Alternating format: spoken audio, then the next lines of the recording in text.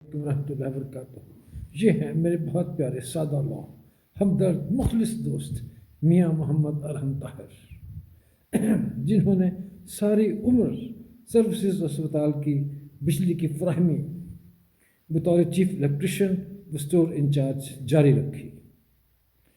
اللہ اکبر!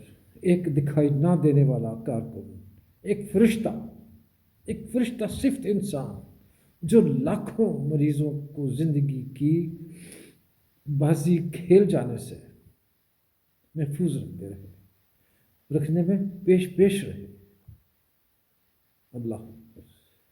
میں تو انہیں شہید کا لقب دینے میں تعامل محسوس نہیں کروں گا۔ میرے حساب سے ایسا بندہ شہید ہوتا ہے۔ جب سے ریٹائر ہوئے اور ہماری سوسائٹی میں شفٹ ہوئے، زیادہ تر علیل ہی رہے۔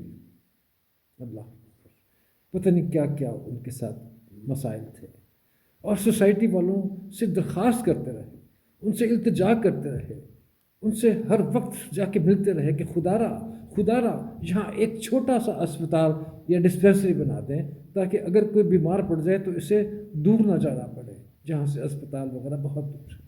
اور یہی ہوا، ان کو بھی ایک 1122 کی ایمبولینس پہ جانا پڑا، اور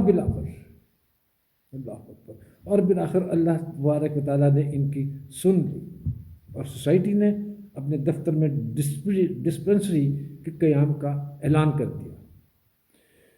لیکن افسوس، صد افسوس، ہر شہید کی طرح ارحم طاہر اسی روز اپنے خالق حقیقی سے جا ملے۔ the very same day۔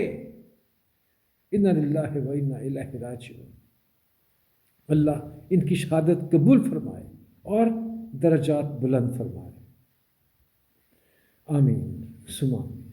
میں سوسائٹی ممبران سے درخواست کروں گا کہ اگر ہو سکے، اگر ممکن ہو تو ڈسپنسری کا نام ارحم طاہر میموریل رکھ لیا جائے۔